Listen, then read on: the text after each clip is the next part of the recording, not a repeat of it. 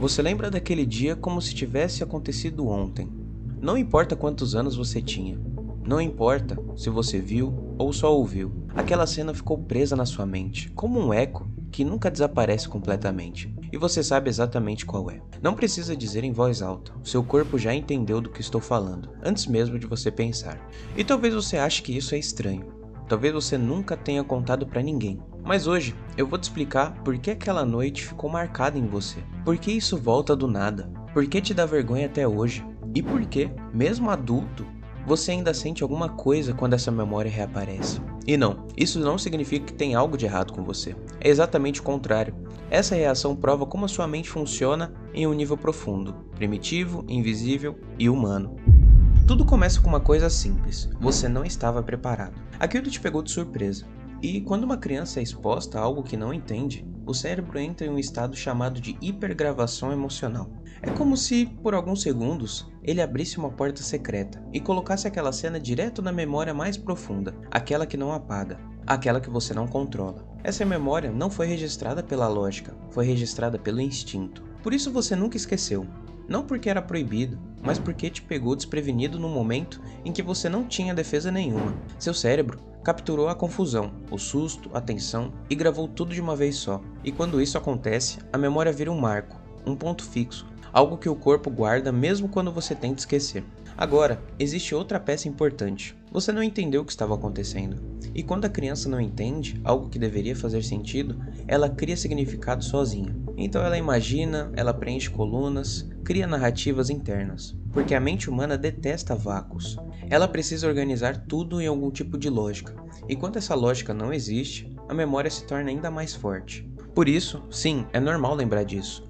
Mais normal do que você imagina. A maioria das pessoas já viveu alguma versão dessa cena, não necessariamente igual à sua, mas parecido o suficiente para gerar o mesmo impacto. Às vezes não foi uma imagem, às vezes foi um barulho, uma respiração pesada, um sussurro, barulhos ali no banheiro, uma briga abafada, uma porta fechando rápido demais, um silêncio estranho logo depois, e você percebeu que havia algo diferente ali, algo que não era para você, e o corpo entendeu antes da mente. Esse tipo de experiência não é raro, só é escondido. As pessoas não falam disso, não porque não lembram, mas porque não sabem como falar, porque é estranho, porque é íntimo, porque mexe com vergonhas antigas que você nunca aprendeu a nomear.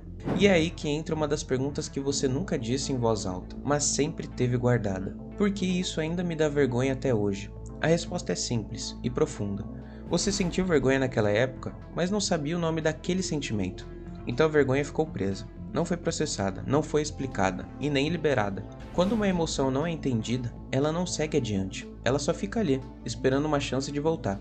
E cada vez que essa memória volta, o corpo reage. Não porque você está revivendo o momento, mas porque você está revivendo a emoção que ficou presa. O aperto no peito, o desconforto, a sensação de estar vendo algo que não podia. É tudo o mesmo mecanismo. É um reflexo, não um problema.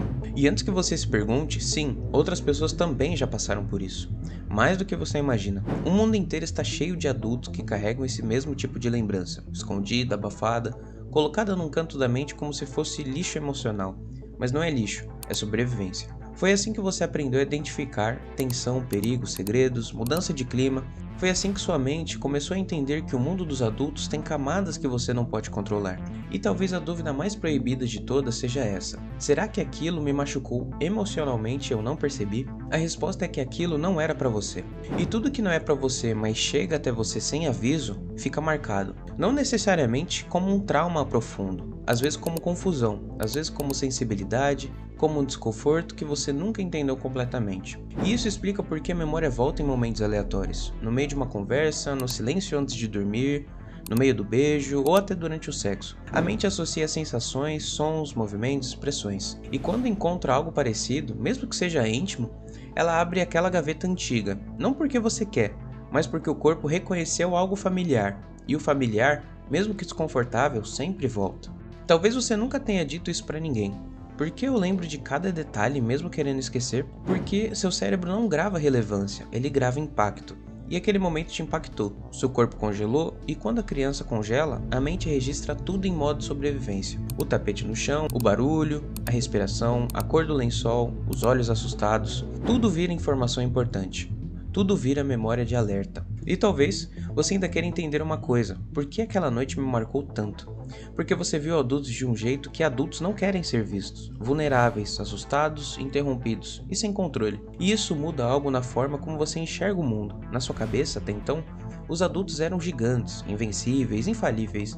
Mas, naquele dia, não eram mais. Isso te mostrou que o mundo é mais frágil do que você imaginava. E agora que você sabe por que essa memória ficou presa, existe uma parte final nessa história, um mecanismo invisível que conecta tudo. Uma coisa que seu cérebro faz até hoje e que explica não só essa memória, mas muitas outras que você carrega. Porque existe algo curioso.